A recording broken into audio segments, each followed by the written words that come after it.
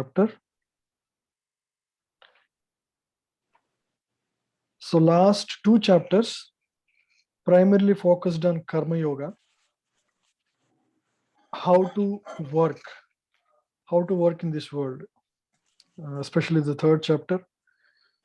Now Krishna third in the third chapter recommends Arjuna to fight with knowledge, in full knowledge of him. You fight in this war with full knowledge of him, knowing, remembering Krishna. But how to remember? So for anybody to remember Lord, he has to have the knowledge. So this particular chapter, chapter 4, reveals that knowledge, the knowledge about Krishna. So that if you want to remember somebody, you need to know about him. If you want to remember somebody in your class, doing something, you need to know about that. So similarly, as Krishna said, always fight remembering me. Now, how to remember Krishna at the time of fight, or for us at the time of our work? How do we remember God always in our life? So we require knowledge about God. So that is going to be revealed. The knowledge, not normal knowledge, it's a transcendental knowledge. Adbhuta Jnana. So Krishna explains about how to attain this knowledge. In this world, there is always a process to attain anything. Right? For example, all of us went to schools to get material knowledge. Our material school teachers, college professors, they all gave us knowledge. But if you want to get knowledge about God, how do you get that? It's not possible by going to any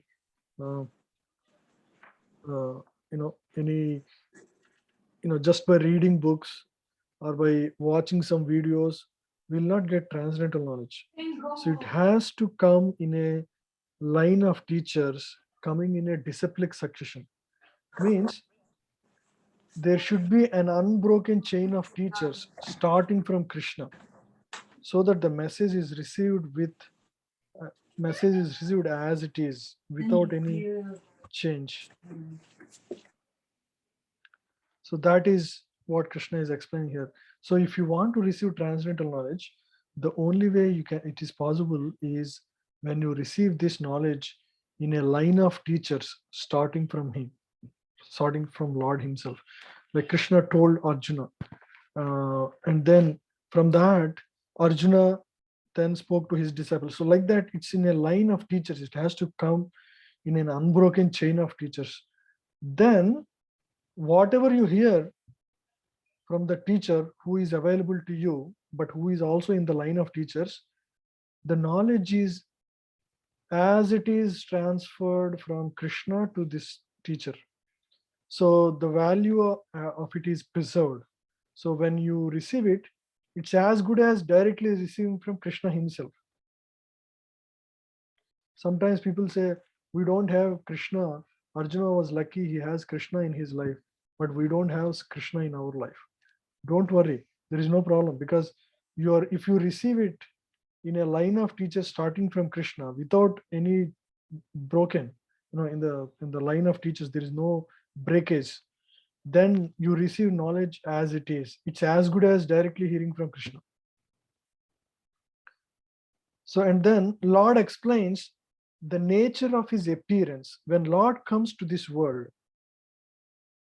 how he appears. We come to this world, and how we appear, we are forced to appear in a specific form.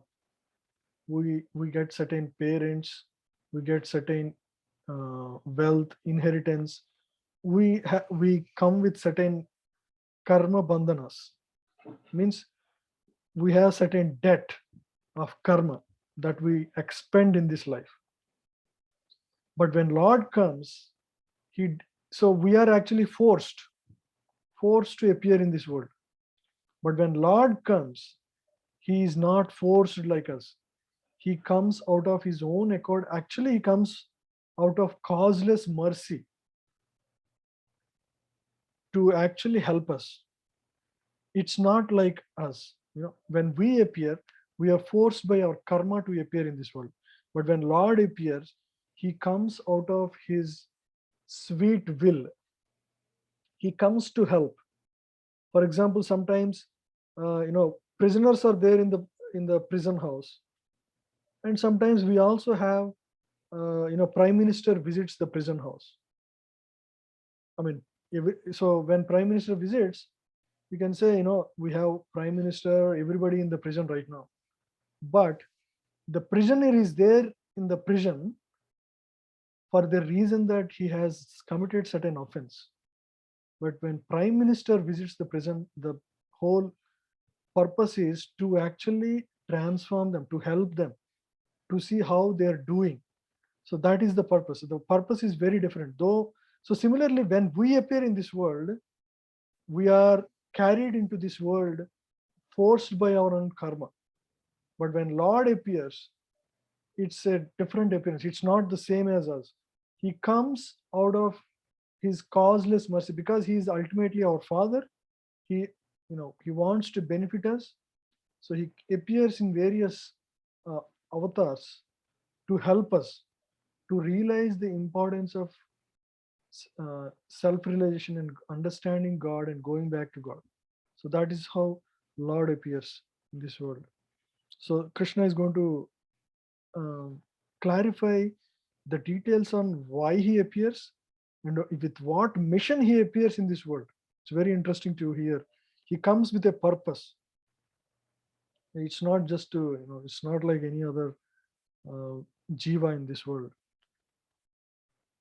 And the purpose of all the sacrifices is also explained in that particular section. Whatever sacrifice we perform, it is to actually to please the Supreme Lord. And then Krishna again clarifies the soul's eternal relationship with Lord, with God. What is the relation with Jiva, with Paramatma? And how the Jiva is actually part and parcel of it. And you can learn this by approaching a bona fide spiritual master. And then Krishna ultimately glorifies the transcendental knowledge and requests Arjuna to arm himself with this knowledge. Because once we have this knowledge, that burns all the sinful reactions to ashes. And Krishna ultimately encourages him to fight with the right consciousness. So that's the overall summary of this particular chapter. Now we'll just discuss the first 5-6 verses. First verse, chapter 4, Transcendental Knowledge, has about 40 to 43 verses. Shri Bhagavan Vacha Imam Vivasvate Yogam Proktavan Ahamavyayam Vivasvan Manave Prahe Manur Ikshvakave Bravet. The personality of Godhead, Lord Krishna said, I instructed this imperishable science of yoga to the sun god, Vivasvan. And Vivasvan instructed it to Manu, the father of mankind. And Manu in turn instructed it to Ikshvaku. So this transcendental knowledge that I am teaching you right now, O Arjuna, it is not anything new. This knowledge I actually gave originally in the beginning of the creation to sun god, Vivasvan. So sun, we think it's just a burning planet. There is a personality behind it who actually controls the sun planet. So that person's name is Vivasvan. So for example, this earth is made of element earth primarily. Similarly, there are different planets that are made with different elements. There are 5 elements: earth, water, air, ether, right? So, and fire. So these elements, some planets were prominent in one. For example, earth planet is prominently earth and then water. But this particular planet sun planet, it is primarily fire element, the planet with only fire. Even scientists have discovered there are living entities even in fire, ordinary fire that we know. We think that there cannot be any living entity in this fire, but actually there are some microbial elements that can sustain in such heat, and actually they live there in fire as well. So we have certain body that is suitable to the physical conditions of earth. Similarly, for example, even we cannot live in water, but there are living entities in water. There are fishes, and there are uh, uh, certain animals that can live happily all the time in water, crocodile or and certain we cannot live. We cannot even imagine how we can live in the water. Our body cannot sustain that. Similarly, there can be any jivas at the core of the earth planet, and there are also jivas in the in polar regions. So the body is made accordingly. The body is presented to jiva according to his desire, but it is made according to every place is sustainable. uh, so similarly, this planet sun is also like that. This so Vivaswan is the ruler there. So Krishna is clarifying that this knowledge is not new. It's not just spoken to you right now. This exact knowledge I have given actually to Vivaswan in the beginning of creation. It's almost 2 million years ago. The time calculation is given in this. How many years back? The current Manu's time. All of the details are given.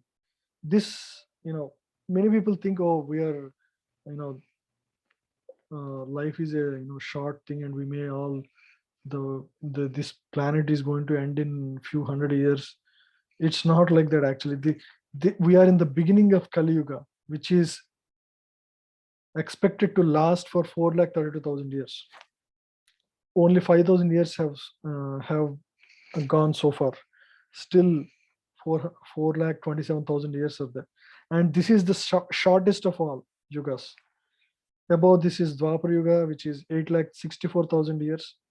Above that is Treta Yuga, which is more than 12 lakh years. So overall, Chatur Yuga consists of 43 million years,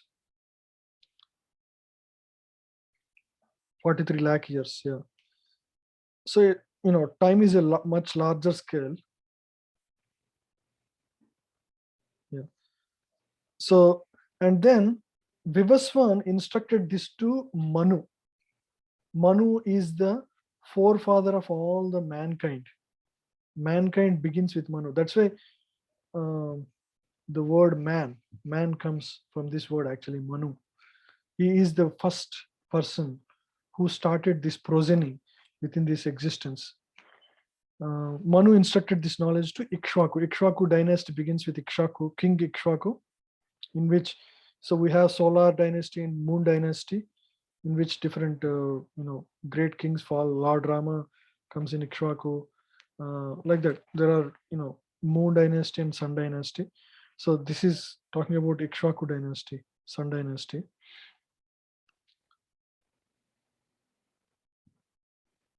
Yeah, so this knowledge is not new. This knowledge is ever existing.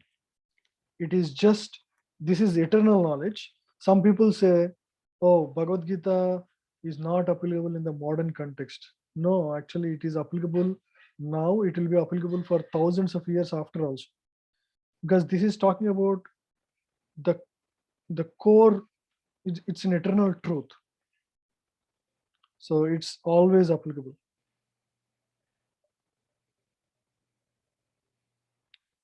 So here the time calculation is given. When actually Manu, the age of current Manu is calculated 305 million years, almost 305 million years, of which about 120 million years have passed. accepting that before birth of Manu, the Gita was spoken by the Lord to his disciples, the sun god. A rough estimate is that Gita is spoken at least this much, the time passed, right, within this Manu period. So at least 120 million years ago. And in human society, it has been extant for 2 million years. For a long time, it is not available. It was re-spoken by Lord again to Arjuna about 5,000 years ago. That's the rough estimate of the history of Gita. Okay, many people, especially Christians and all, they always try to prove that Hinduism and all these Vedas were written about 1400 years ago, just to cap it to be lower than Jesus' time, when Jesus gave Bible about 2000 years ago. They all want to prove that our Vedic scriptures have a history of 1400 years. But actually, you can see here, it's actually coming from a very long time ago. It's not any recent, it's not of any recent origin.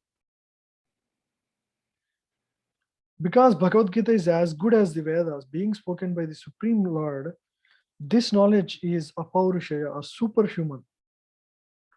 Since the Vedic instructions are accepted as they are, without human interpretation, the Gita must be therefore accepted without mundane interpretation. The mundane wranglers may speculate on the Gita in their own ways, but that's not Bhagavad Gita as it is. Therefore, Bhagavad Gita has to be accepted as it is from the disciplic succession. So, why Krishna is telling about this disciplic succession? Why he has to come back and tell again? The reason is, over a period of time, when the line of teachers break, the message is lost, and so somebody has to revive it. Either his pure devotee or he himself has to come. So in this case, he himself is reviving this knowledge. So it clarifies the importance of hearing in disciplic succession. Now, if you go out and into any online store or any bookshop, you will have so many versions of Bhagavad Gita. Do not think that they're all very bona fide, because most of them do not come. Most of these versions were, the understanding of the particular author. So they're not based on the teachers from whom they learned, or they're not coming in a line of teachers starting from Krishna. So 99% of the available books are not actually purely representative of original Gita. They may have some ideas which are right. The problem with studying such books is that we don't get the essence of Gita, and we don't transform our heart.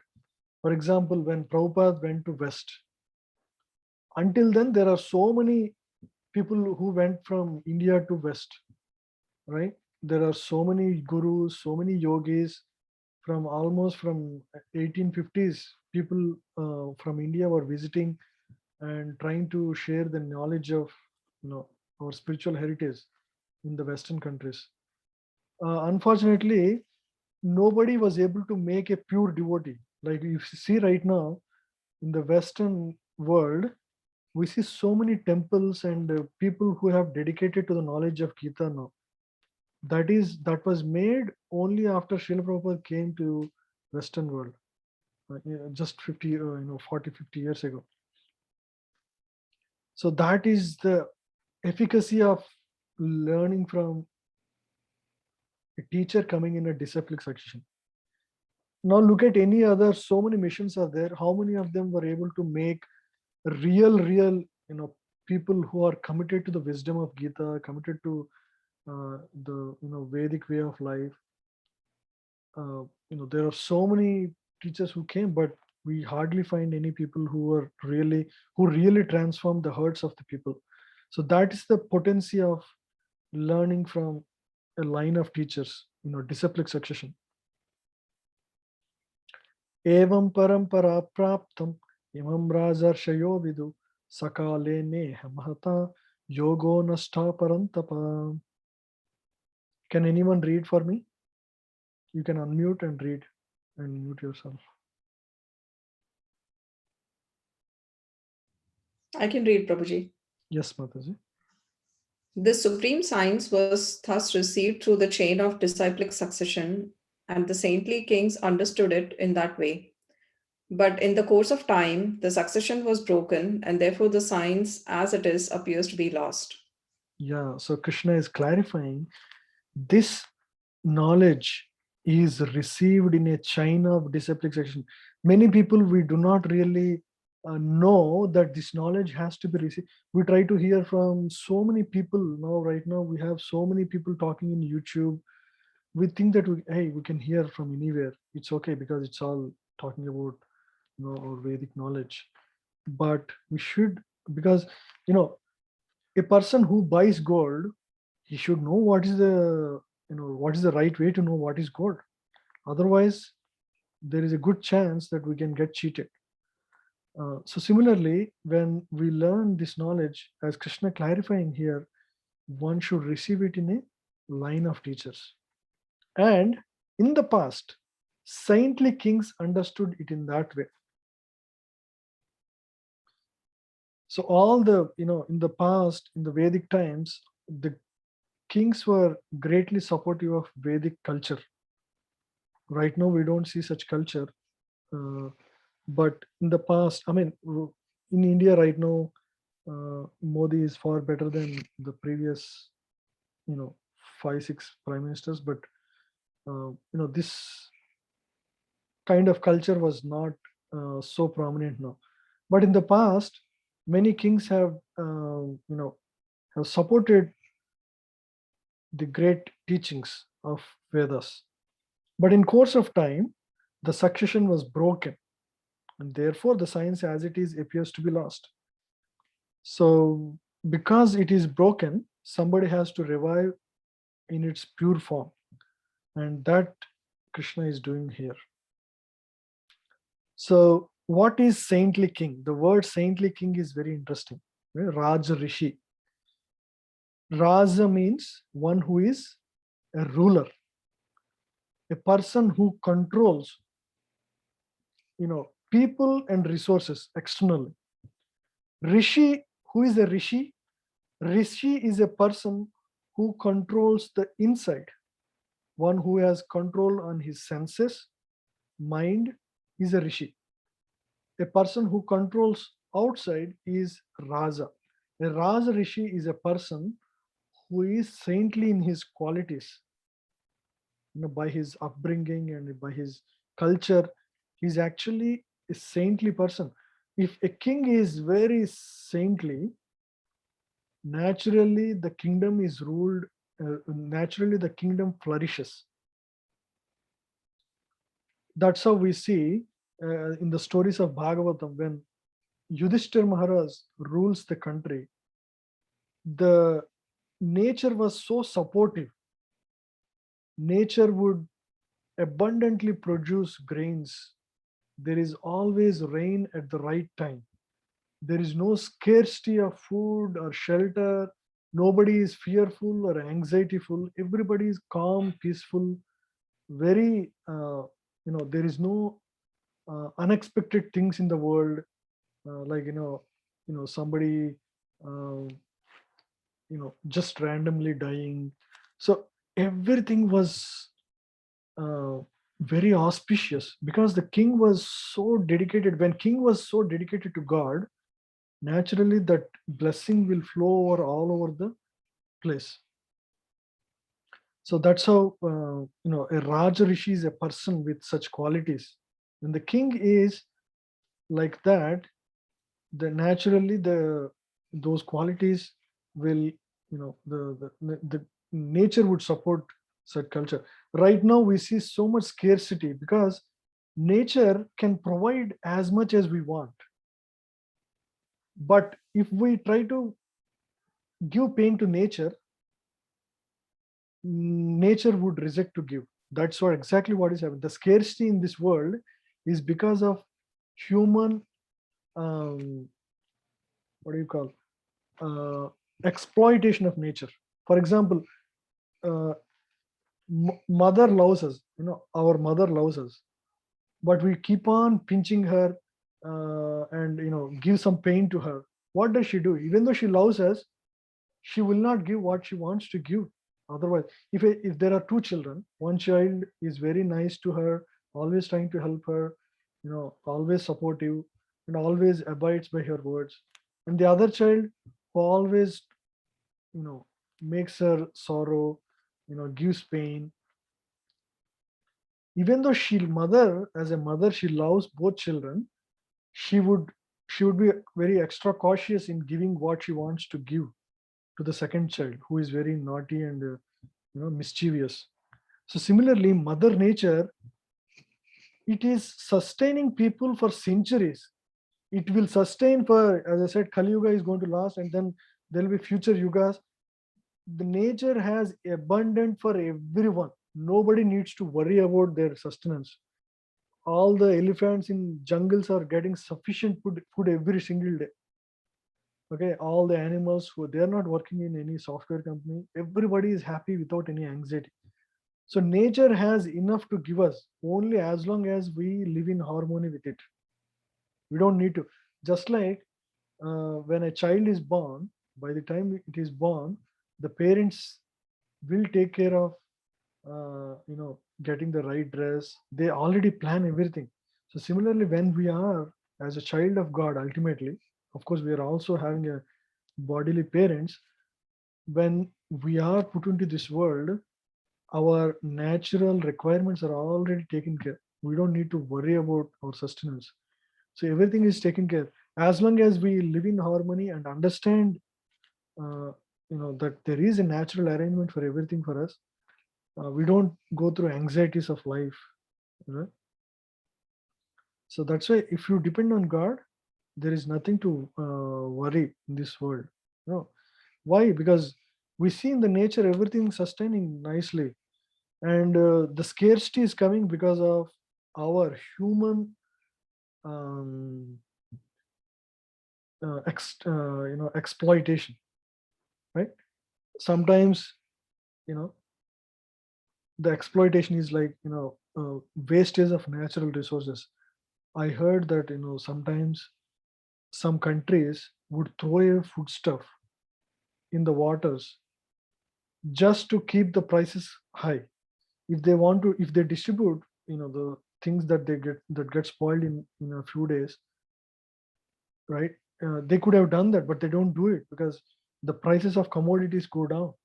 So just out of selfish business interests, people, you know in general, exploit. That causes the natural imbalance. There will be countries that remain poor, but all these are all human created. They're not actually, there is abundance in this world to sustain everybody happily for a very long time. But our greed increases, then that causes anxiety, stress, and all those things.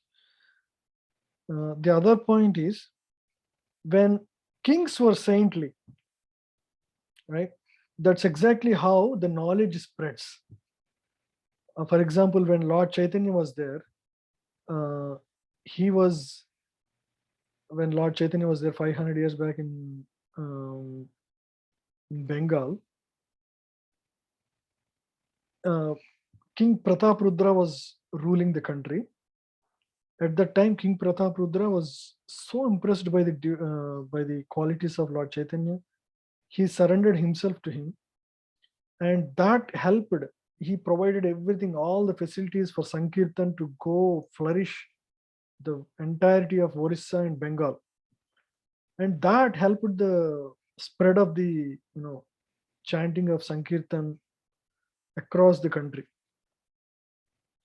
So similarly, we see even how Christianity spread. Christianity, when it started about 2000 years ago, it was a very persecuted religion, meaning especially the Romans would actually completely keep it down. The first 2 centuries, almost 2 to 3 centuries, it's a persecuted religion, meaning it's just followed by a handful of people in the entire world. But over a period of time, when certain rulers of the countries, they started supporting, then it started expanding. Even Buddhism, take Buddhism. Buddhism was there for some time, but it is again not expanding until Ashoka started. King Ashoka, he fully adopted himself. Buddhism was a religion for complete ascetics, meaning those who completely take sannyas. But when Ashoka took over, and Ashoka himself adopted, and he sent his own son to other countries to spread this knowledge. That's when the religion started spreading far and wide. So when king becomes saintly, the knowledge spreads fast, far and wide.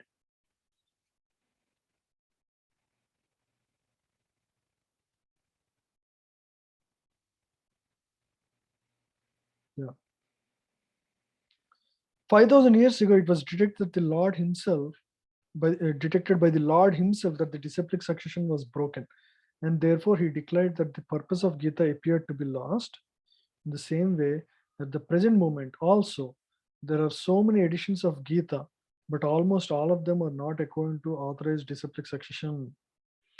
There are innumerable interpretations rendered by different mundane scholars, but almost all of them do not accept the Supreme Personality of Godhead Krishna, although they make a good business on the words of Krishna.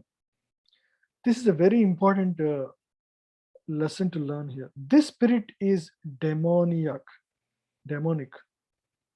because demons do not believe in God but simply enjoy the property of the Supreme.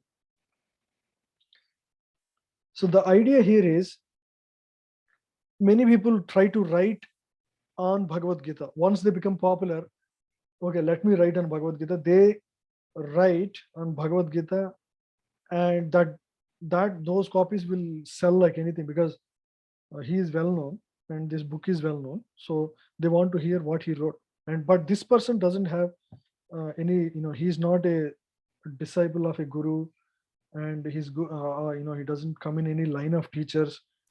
So he is just making use of the knowledge of Gita for his own business, to just make some money. It is like, for example, uh, no, a particular, suppose there is a speaker who comes and speaks in a vernacular country. The speaker is speaking English, but the receiving people are French and they don't understand, English at all. And there is one person who is a translator who actually translates English to French, right? To basically make all the audience understand the words of the speaker. Now, if suppose that particular translator uses his own words, or shares his own ideas instead of what the speaker is speaking.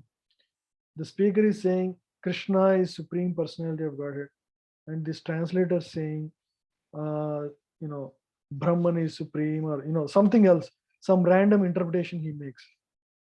I am the Supreme Lord, or something like that. Then the whole meaning is lost.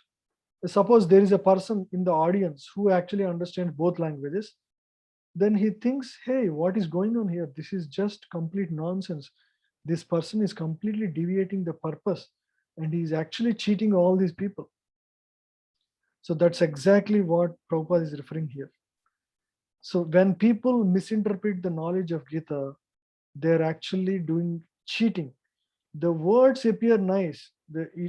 Most of these translations appear good, but they're not bona fide, because they're not coming in a line of teachers. That's very powerful. We may not think that's so bad, but it is. Just like based on the example I said, right? It's very serious thing that we actually receive the right knowledge from the right source.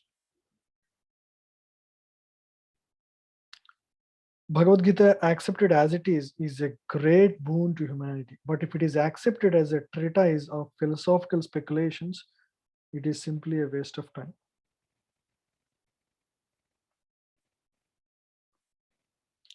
Sa evayam maya tedhya yoga prokta puratana bhaktosi me sakha cheti rahasyam hi etaduttamam. Yeah, can anyone read for me? Yes, Prabhuji, I can read. Yes, Mataji. That very ancient science of the relationship with the Supreme is today told by me to you because you are my devotee as well as my friend and can therefore understand the transcendental mystery of this science. Hmm. Now Krishna is clarifying who is an eligible student. Now he told about a guru. Who is an eligible guru? A guru, you can accept a person as a guru who comes in a line of teachers.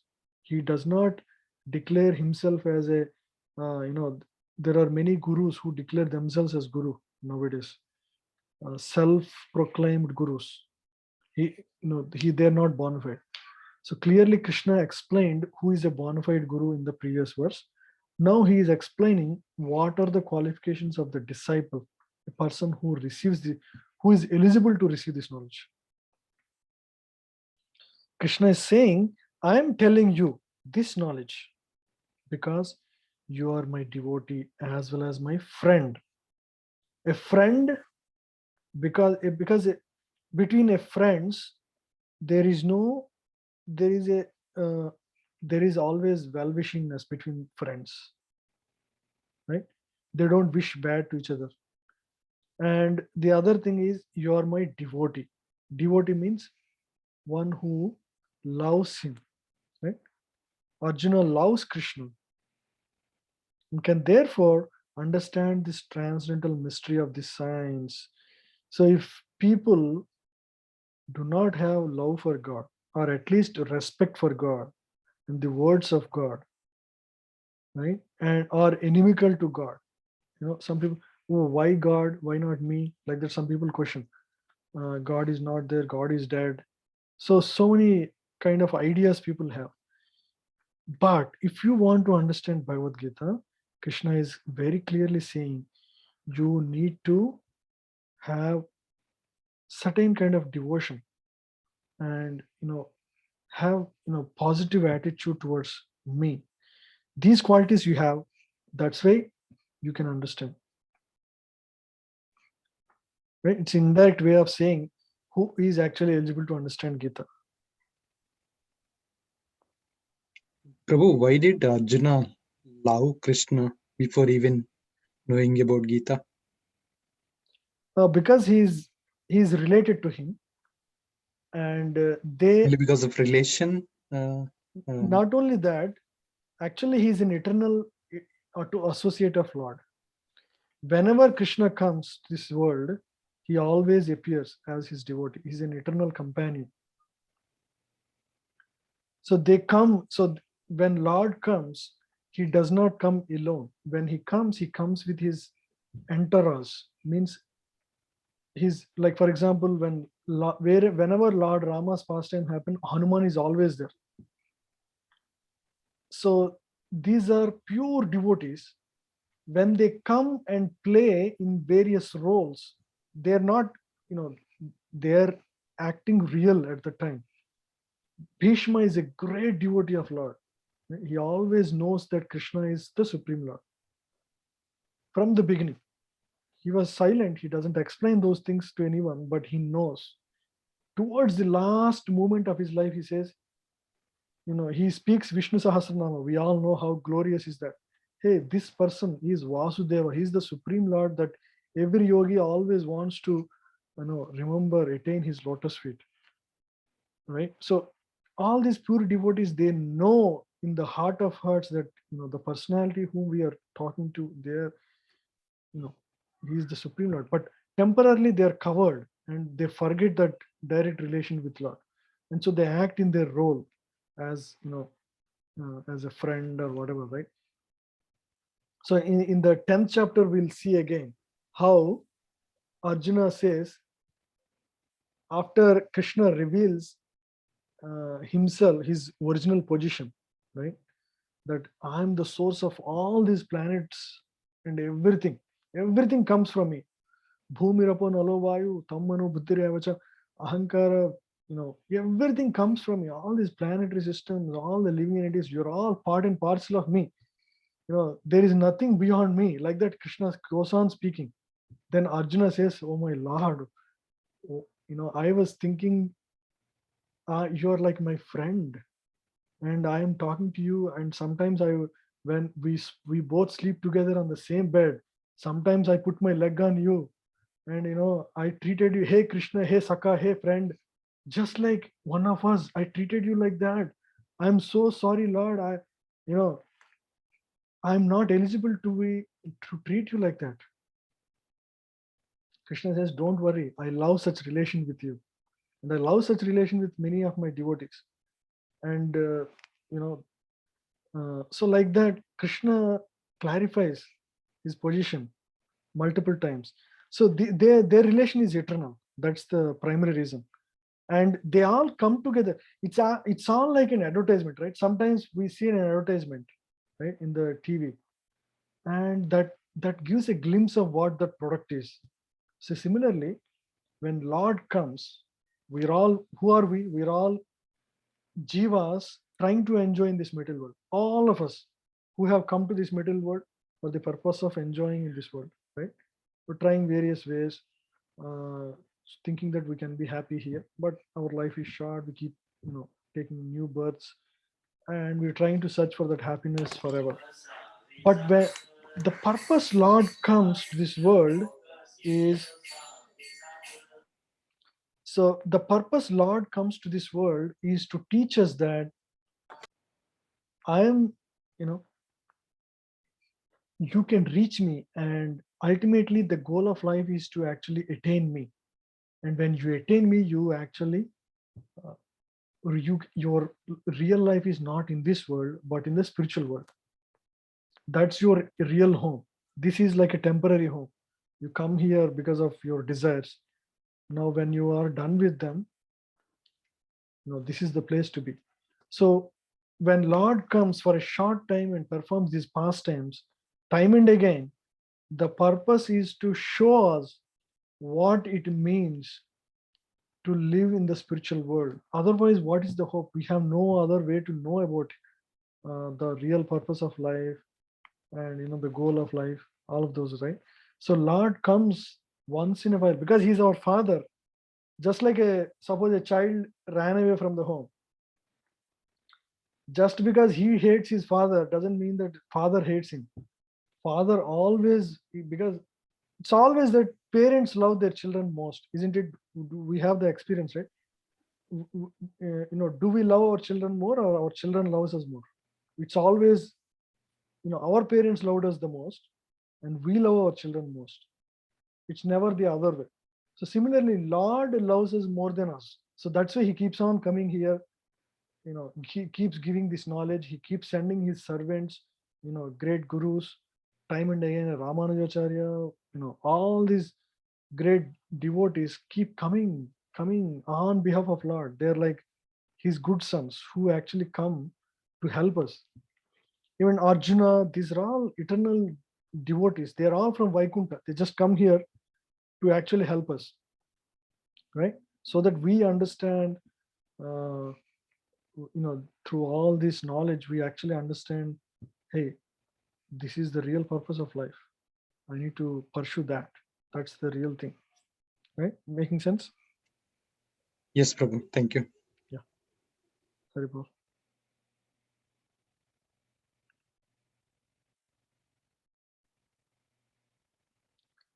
So there are a number of editions of this great book of knowledge. Some of them have commentaries by the devotees. Some of them have commentaries by the demons. Commentation by the devotee is real, whereas that of demons is useless. Arjuna accepts Sri Krishna as the Supreme Personality of Godhead, and any commentary on the Gita following in the footsteps of Arjuna is the real devotion service to the cause of this great science. The demonic, however, do not accept Lord Krishna as he is. Instead, they concoct something about Krishna and mislead general readers from the path of Krishna's instructions. Basically, this is a warning. in any path, there will be always cheaters. It's our responsibility to know what is right. Just like if you are buying gold, it is your responsibility to know and understand what is real gold. You cannot just simply have a blind faith and buy something and expect it to be right, right? So one should always try to follow in the disciplic succession from Arjuna and thus be benefited by these great signs. Arjuna Vacha Aparam Bhavato Janmo Param Janma Vivasvata Katam Etad Vijaniyam Tvamadau Proktavan Iti.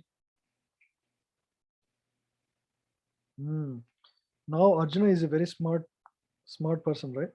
So immediately he asks, because Krishna said, I spoke this knowledge to Vivaswan, sun god,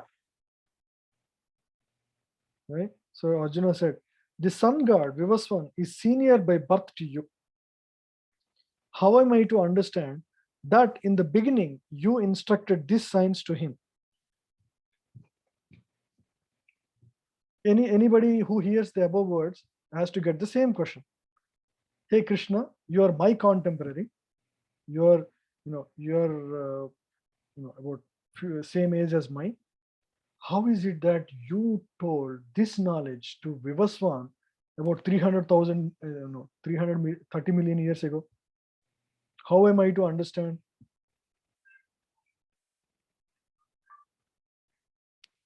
This is to help everybody, everybody who has a question about, how this knowledge was spoken so long back.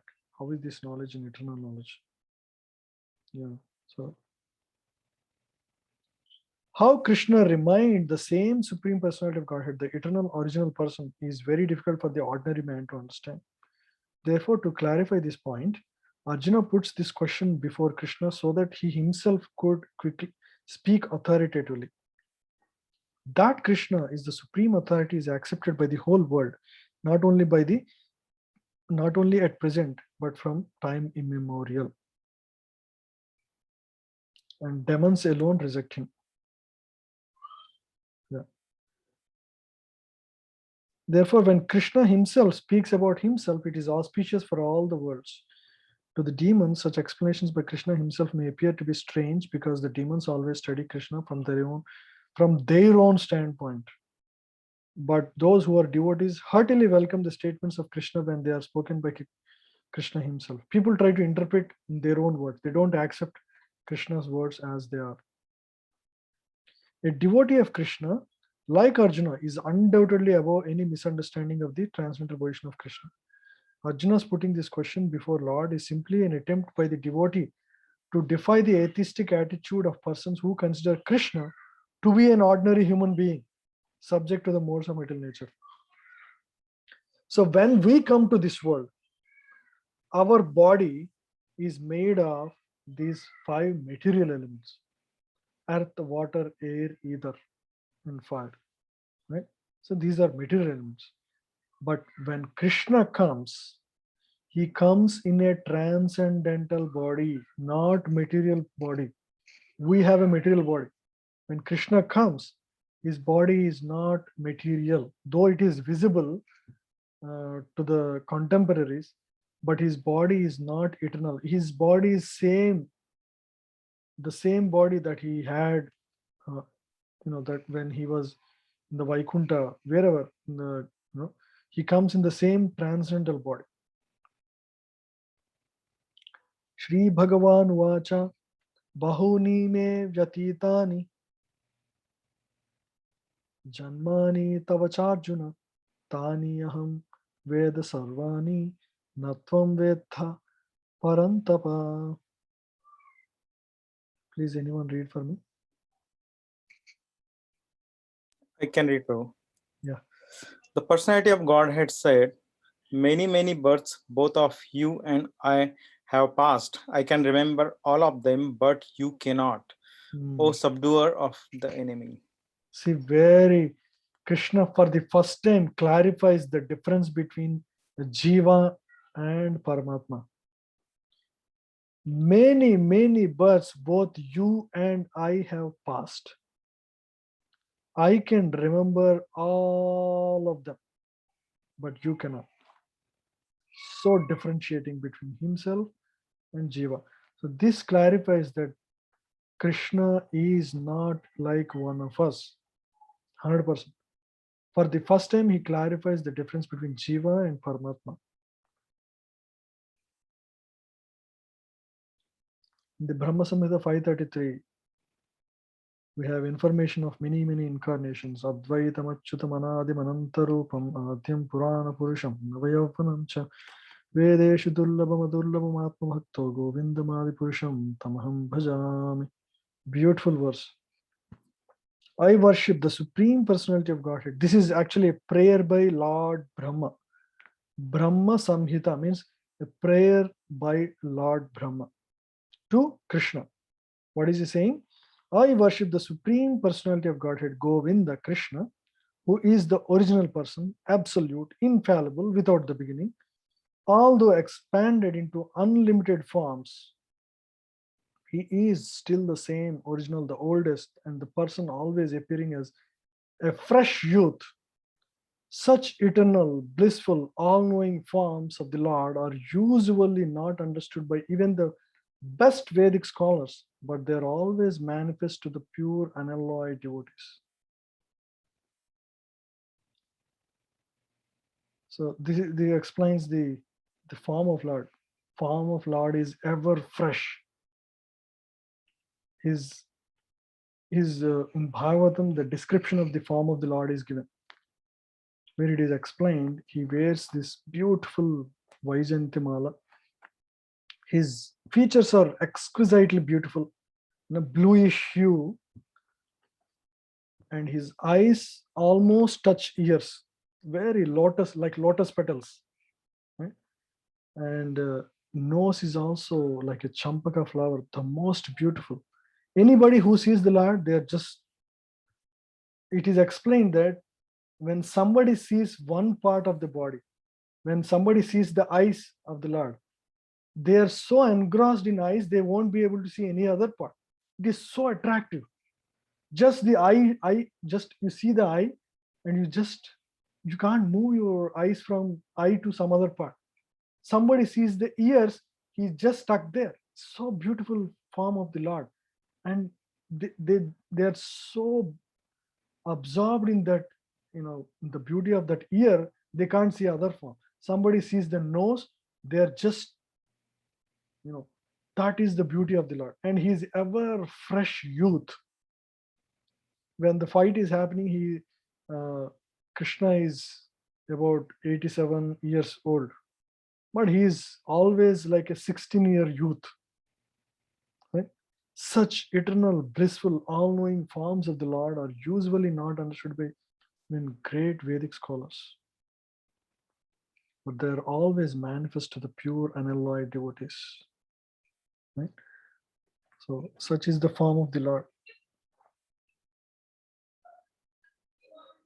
Another beautiful verse. Ramadi Murteshu Kala Niyamena Tishtan Nana Avataram Akarod Bhuvaneshu Kintu Krishna Swayam Samabhavat Paramam Pumanyo Govindamadi Purusham Tamaham Bhajami. I worship the Supreme Personality of Godhead, Krishna, Govinda, who is always situated in various incarnations such as Rama, Nrisimha, and in many sub-incarnations as well. But who is the original personality of Godhead known as Krishna, and who incarnates personally also. So it's very clearly clarified here. The forms Rama, Nrisimha, Vamana, and there are many Parshuram, Kurma, all these are all incarnations. But he clearly says Krishna Swayam Samabhavat Paramah Pumanyo, means Krishna is the original personality of Godhead. The original personality is known as Krishna. So all these incarnations serve different purposes. Right? They all come for certain purpose. Rama comes as Maryada Rama. He has certain character to teach to the people. Nrisimha, Lord incarnates as a person who protects his devotees, who is ready to protect, his devotee at any cost, right? And punish the demons. So different incarnations appear for different purposes, but the original personality is Krishna. Even in Bhagavatam, this is clarified that Krishna is the original source, incarnation of all the, the source of all the incarnations. Even incarnations are also originating from one source. So that is Krishna. So all many scriptures talk about this. This is not. That's why whenever any puja is done, even right, demigod puja or even Vishnu puja, at the end they say Sarvam Sri Krishna Samarpanam, right? They always say, because ultimately it is offering to Krishna, because everybody accepts that Krishna is the ultimate source of all the incarnations also. But if somebody is devoted to Lord Rama, there is nothing wrong. He can be completely dedicated to Lord Rama and attain Vaikuntha, or another form of Vishnu, perfectly all right. There is nothing wrong in worshiping Narayana form of the Lord, or any form of the Lord that you are attached to. You can be that's perfectly all right. Any incarnation is all right. But the scriptures clarify the source of all.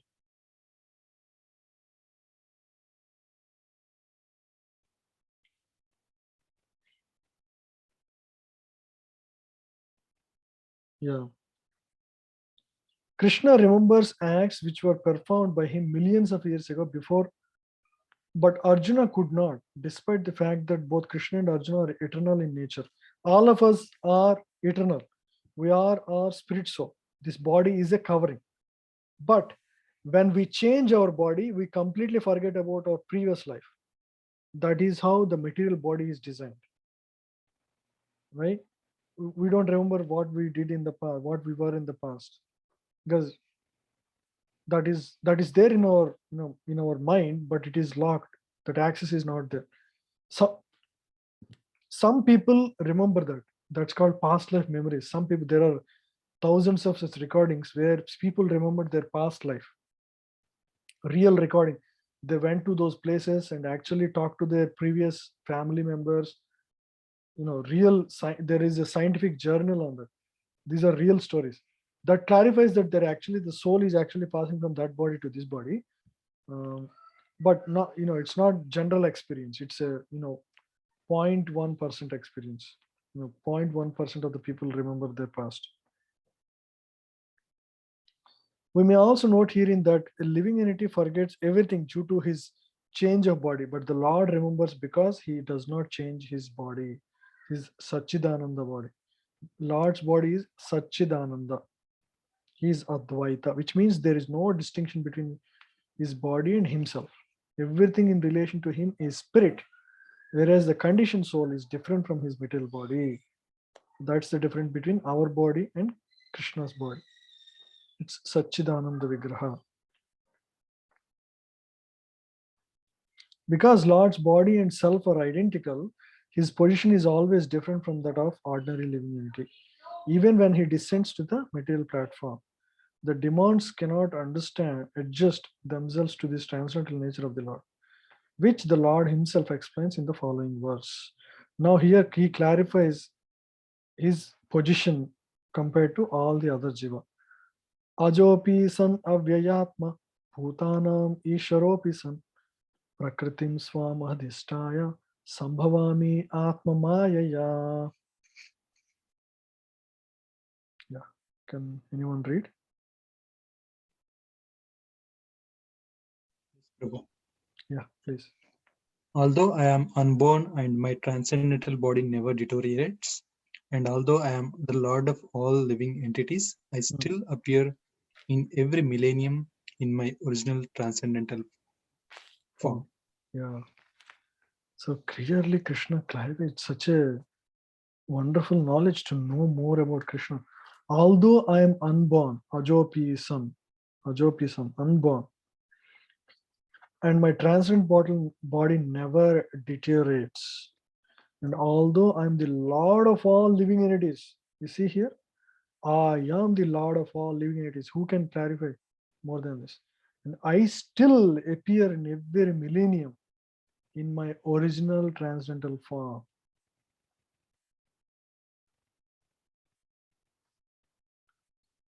If you don't change your body, it's like moving from one place to another place. That's all. That is how it is for Krishna. When Krishna appears, he appears like a child, but that is to perform a pastime. No, with the parents, Yashoda, Nanda, or Devaki, Vasudev. But Lord remembers everything. His body does not deteriorate. He is fully knowledgeable of everything in the past and the current and in the future. He knows what's going to happen. And although I am the Lord of all living entities, I still appear in every millennium in my original transcendental form. The Lord will appear again and again in every millennium because He loves His children. All of us, He loves all of us because He wants us to be back with Him, right? To live an eternal life.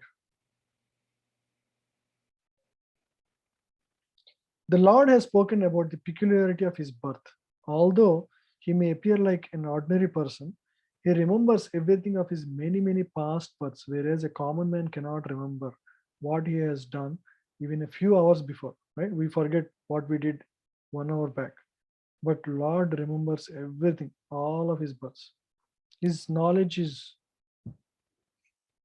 eternal.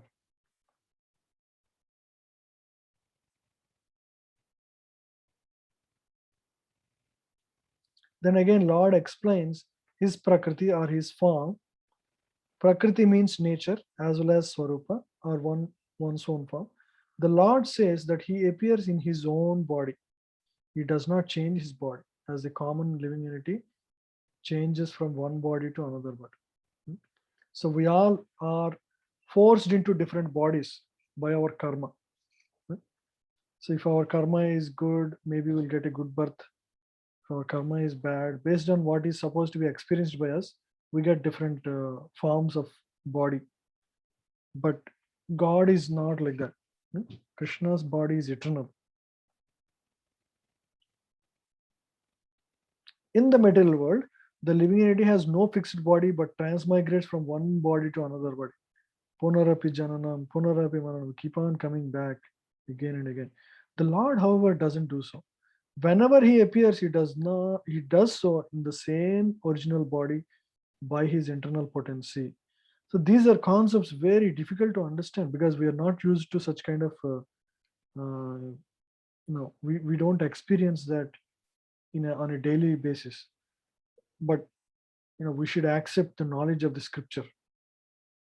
In other words, Krishna appears in this middle world in His original eternal form with two hands holding a flute. He appears exactly in His eternal body, uncontaminated by the material world. Although He appears in the same transcendental body and is the Lord of the universe, it still appears that He takes birth like an ordinary living entity. Although His body does not deteriorate like a material body, it still appears that Lord Krishna grows from childhood to boyhood and from boyhood to youth. But astonishingly enough, He never ages beyond youth. Right? He doesn't age. At the time of Battle of Kurukshetra, He had many grandchildren at home, or in other words, He had sufficiently aged by material calculations. Still, He looked just like a young man, 20 or 25 years old. We never see a picture of Krishna in old days because He never grows old like us, although He is the oldest person in the whole creation, past, present, and future. Neither His body nor intelligence ever deteriorate or change.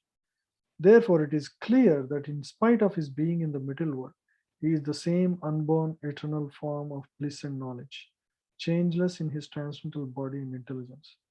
Such powerful statements here.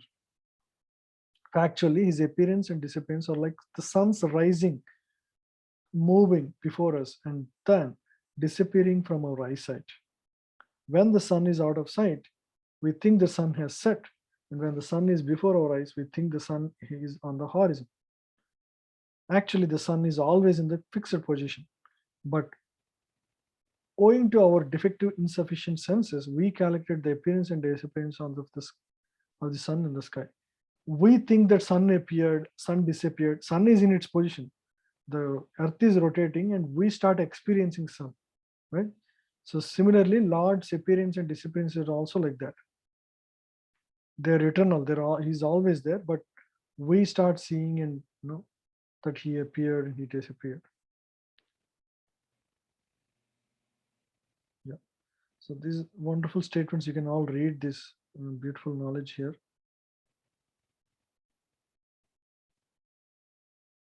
The Vedic supplementary literatures also confirms that even though Lord appears to be taking his birth, he is still without change of body.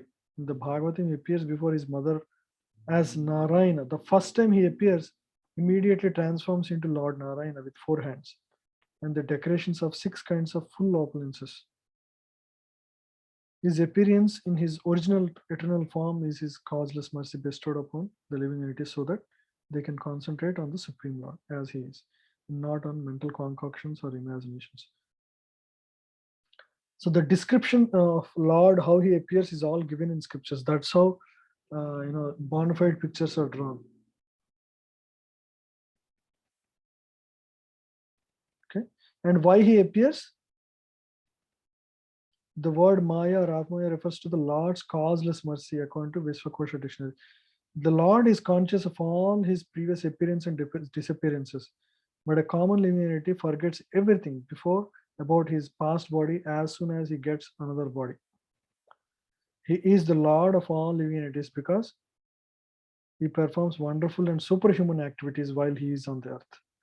Whenever he is on the earth, he performs enchanting pastimes, enchanting activities, superhuman, powerful activities. The reason is that will attract our heart to him. And when we are attracted, we want to actually go back to him.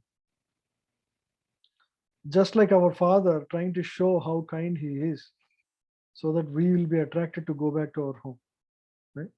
The Lord is always the same absolute truth and is without differentiation between his form and self, in his quality and body. A question may now be arised as to why the Lord appears and disappears in this world. This is explained. Now, these are very famous verses we'll discuss in the next class. Why Lord appears? Yada yada hi dharmasya glanir bhavati bharat apyutthanam adharmasya tadatmanam srijamyaham. Beautiful verse. Huh? We'll discuss. Next few verses are very powerful, beautiful verses. Why he appears, 7th verse onwards. Okay, so we'll discuss that next week. If you have any questions, we can discuss now. Prabhu, I have a question. Mm-hmm.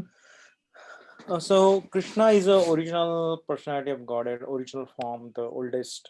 Now I see that before Krishna is born, Narayan appears in front of Devaki and Vasudev. So now how, though it appears that they are same, but they are still different.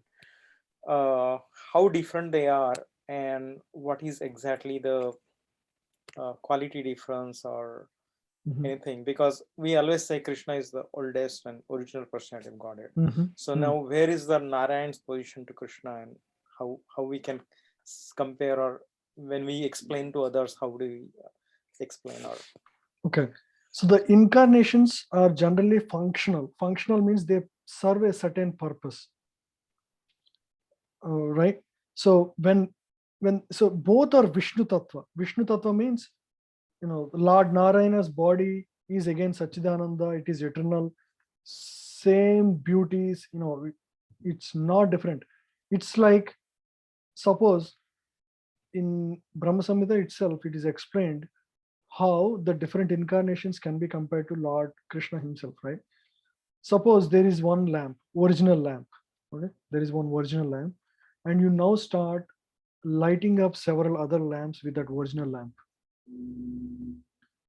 When the lamps glow, when the light is started, when your fire started and the lamp is glowing, it looks as good as the original lamp in terms of the quality of light it is manifesting, the heat it is manifesting, it's the same, but one is the source of the other, right? One is lighting up the other. So when Lord expands himself into various incarnations, that is to serve different purposes. So for creation purpose, he incarnates into the three, the three Vishnu forms, the Karanodak Sai Vishnu, Purusha avatar, yes. Purushavatars, right? Purushavatars is for creation, manifestations in the material world. So that's the Ranganath Swami appearance, right? Sleeping on the Ananta Sesha. Yeah. All those the Ananta Sesha form of the Lord is primarily to to expand the creation within the material world. Right?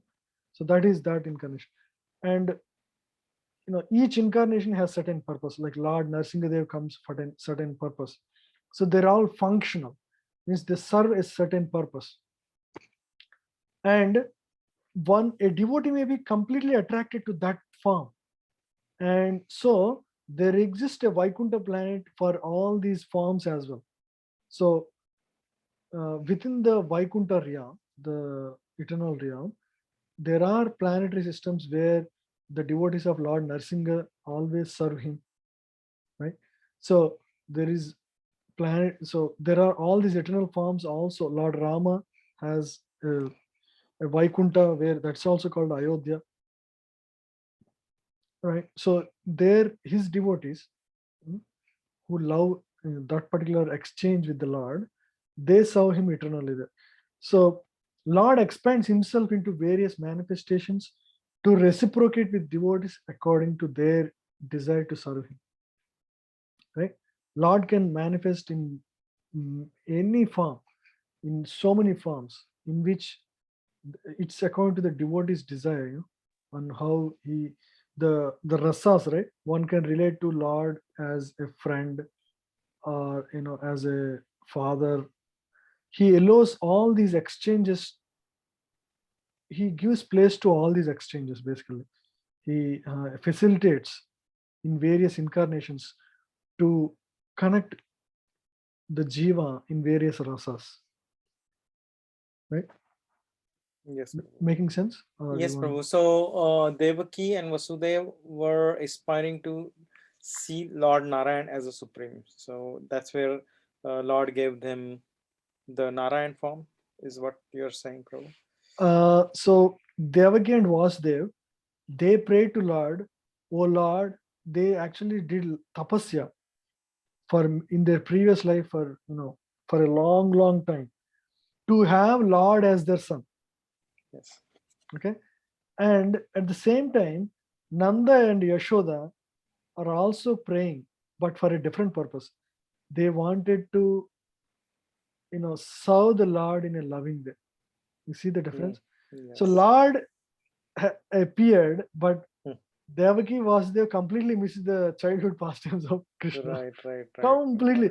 So, again, the desire to have Lord as son is not as powerful as the desire to serve him. You see the difference? Right. So when we pray also, the desire matters on how we want to connect with Lord. Right. Yes. So that was the mistake of, it's not a mistake, but that was the desire, and the Lord only fulfills up to that. He won't go beyond, because that's the transaction there. Yes, correct. Yeah. Thank you. So we should always aspire to serve Lord in the way that pleases him. So desire to have son, that's little again to serve only, but that is internal meaning. External meaning, the external purpose they served is, we want to have Lord as our son. That was their, that was their process of worship. Yes, Prabhu. Okay, thank you, Prabhuji. Any other questions? Anyone?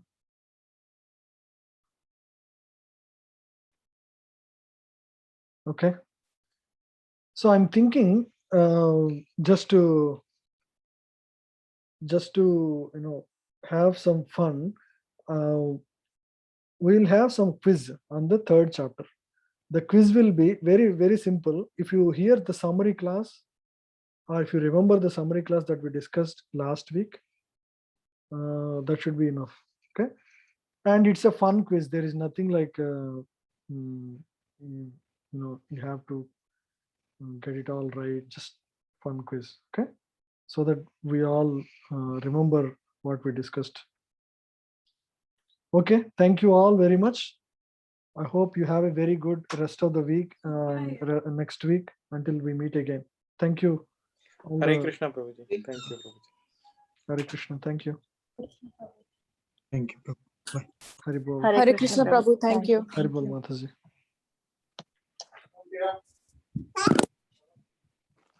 Hari Bol.